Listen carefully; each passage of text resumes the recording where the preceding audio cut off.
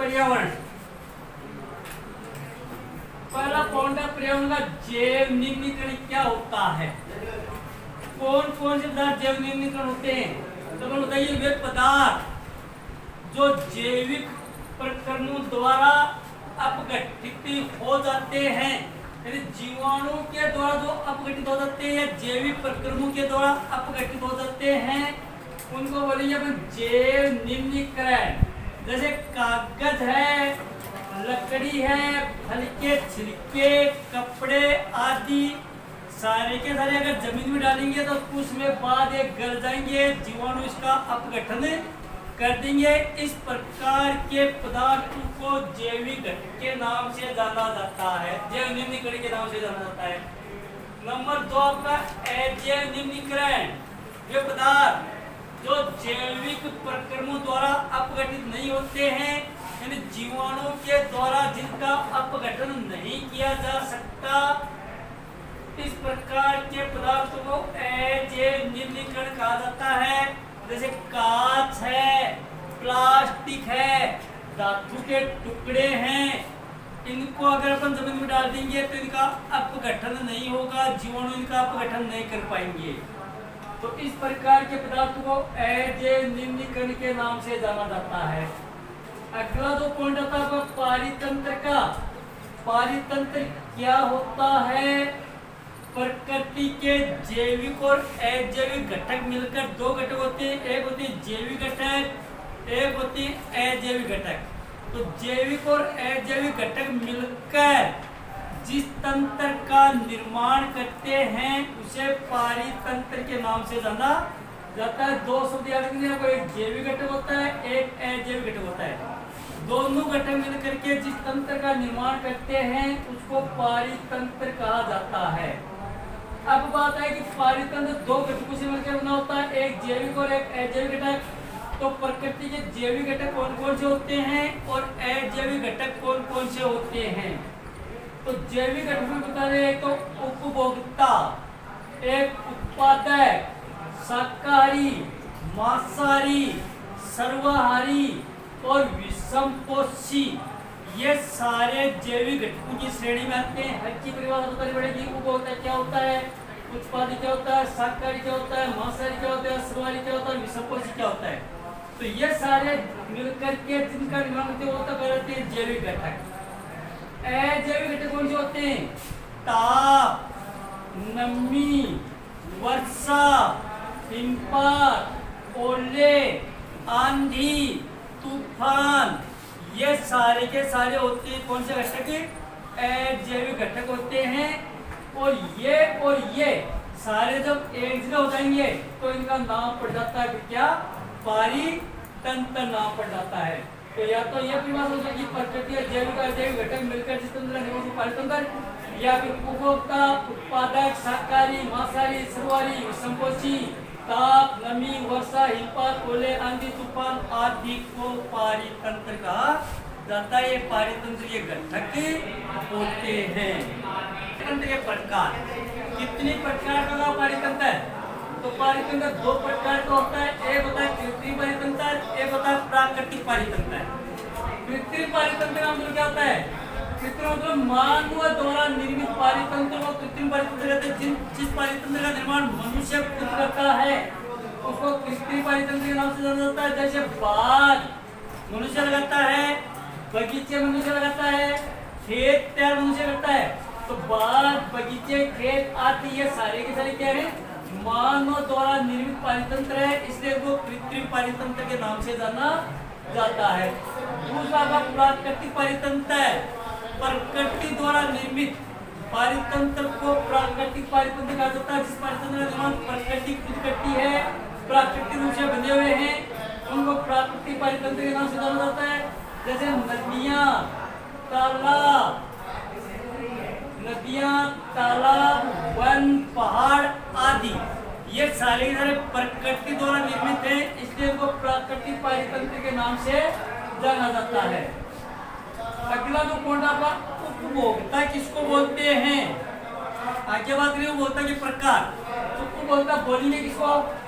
इस प्रकार के जीव जो प्रत्यक्ष या परोक्ष रूप से या तो प्रत्यक्ष सीधा लेते हैं या फिर अप्रत्यक्ष रूप से इनके द्वारा बनाए हुए उत्पादों पर प्रत्यक्ष या परोक्ष रूप से उत्पादों द्वारा निर्मित भोजन पर निर्भर रहते हैं, उसको बोलते हैं क्या? उपभोक्ता। या तो सीधे तौर पर रहते हैं या फिर अप्रत्यक्ष रूप से उत्पादित होते हैं, तो या तो उत्पादों पर सीधा या तो सीधा पौधों से भोजन लेते हैं या फिर पौधों द्वारा बनाए गए भोजन पर निर्भर करते हैं। इस प्रकार के जीव को उपभोक्ता के नाम से जाना जाता है। पहला आपका उत्पादक, किसको बोलेंगे उत्पादक? जो अपना भोजन खुद संश्लेषित करते या खुद बनाते हैं, उत्पादक कहलाते हैं। इस प्रकार के सजीव जो अपना भोजन खुद संश्लेषित करते हैं, खुद बनाते हैं, उत्पादक कहलाते हैं। उदाहरण क्या लगाएंगे? हरे पादप। जो हरे पादप हैं या संपूर्ण जो हरे पादप होते हैं वो उत्पादक कहलाते हैं। सारे के सारे पौधे उत्पादक नहीं होते। जिन पौधों की पत्तियों का रंग हरा होता है, जिसमें हरापन पाया जाता है, हरित लोक पाया जाता है, वो ही अपना भोजन खुद संश्लेषित करते हैं। क्योंकि भोजन बनाने के लिए क्या क्या चाहिए? हरित लोक चाहिए, कार्बन डाइऑक्साइड, पानी और प्रकाश। ये चार घटक होते हैं। चार घटकों की उपस्थिति में पौधों द्वारा भोजन उत्पादन करने की प्रक्रिया को प्रकाश संश्लेषण के नाम से जाना जाता है। और जो पौधे प्रकाश संश्लेषण की क्रिया करते हैं उनको उत्पादक बोला जाता है। हर पौधे को उत्पादक नहीं बोलते। जो अपना भोजन खुद नहीं बना पाएगा, भोजन के लिए दूसरे पर निर्भर रहेगा, उसको अपन उत्पादक नहीं बोलेंगे। सवर्णलता, जिसको अम्बरबेल के नाम से जाना जाता है साधारण भाषा में, खुद भोजन नहीं बनाती क्योंकि इसमें हरित लोक नहीं पाया जाता है, तो वो उत्पादक नहीं होता है। मोनोट्रोपा पादप होता है पौधा, लेकिन उत्पादक नहीं है, वो खुद भोजन नहीं बनाता है। इंडियन पाइपर, भारतीय चीलम पादप बोलते हैं इसको, है पौधा लेकिन खुद भोजन नहीं बनाता है, इसका मतलब उत्पादक नहीं है। कीट बक्सिया घटप्राणी पादप होता है, पौधा होता है लेकिन खुद भोजन नहीं बनाता है। तो ये उत्पादक वो ही पौधे होते हैं जिसमें हरित लोक पाया जाता है या खुद भोजन संश्लेषित करते हैं, उनको उत्पादक कहा जाता है। तो अपन सिर्फ हरे पादप उदाहरण लगाएंगे, संपूर्ण पौधों का उदाहरण लगाएंगे। नंबर 2 पर प्राथमिक उपभोक्ता। इस प्रकार के जीव या वे जीव जो अपना भोजन उत्पादकों से ग्रहण करते हैं, या सीधी परिभाषा बता दें कि वे जीव जो भोजन के लिए पौधों पर निर्भर रहते हैं, प्राथमिक उपभोक्ता कहलाते हैं। ये प्राथमिक उपभोक्ता हैं वो स्वभाव से शाकाहारी होते हैं, क्योंकि सीधे पौधों का उपयोग करते हैं खाने के लिए, शाक का उपयोग करते हैं तो शाकाहारी होते हैं।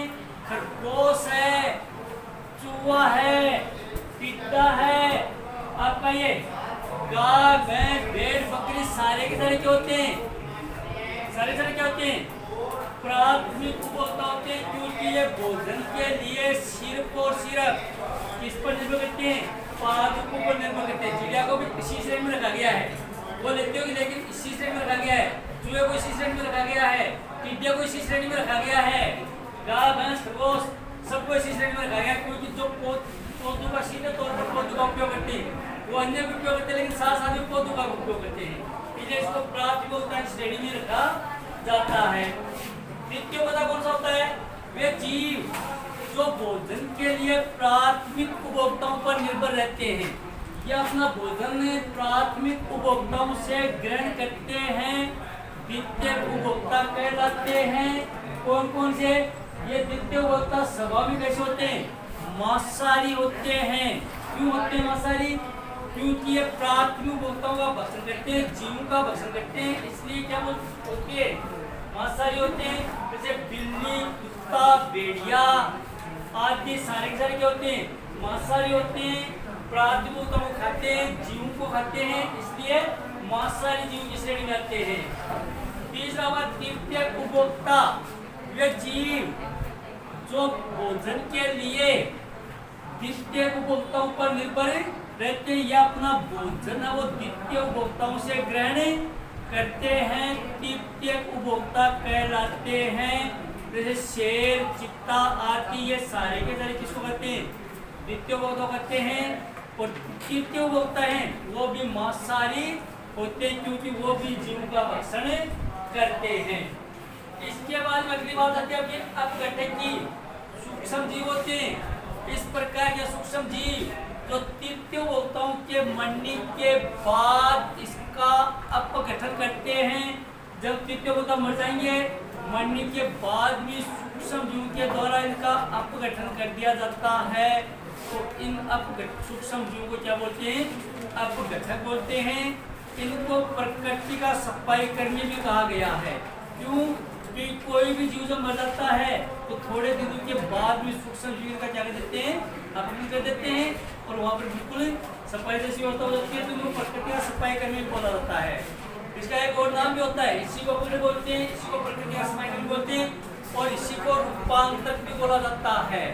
रूपांतरित भी इसी को बोला जाता है, प्रकृति का सफाई कर्मी भी इसी को बोला जाता है, अपघटक भी इसी को बोला जाता है। जो अपना भोजन शाकाहारी और मांसाहारी दोनों प्रकार के जीव से प्राप्त करते हैं उनको सर्वाहारी के नाम से जानते हैं। भोजन के लिए शाक का भी उपयोग करते हैं और मांस का भी उपयोग करते हैं। दोनों प्रकार के भोजन का उपयोग करते हैं उनको सर्वाहारी के नाम से जाना जाता है। और इसका सबसे बड़े योगदान क्या लगाएंगे अपन? मनुष्य लगाइए, क्योंकि मनुष्य शाकाहारी भी होता है और मांसाहारी भी होता है।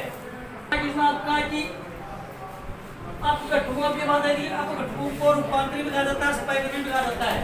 तो अपघटकों को रूपांतरित नाम किसने दिया था? वैज्ञानिक नाम था ईजे कोरोमेंडी। ईजे कोरोमेंडी ने अपघटकों को रूपांतरित नाम दिया था।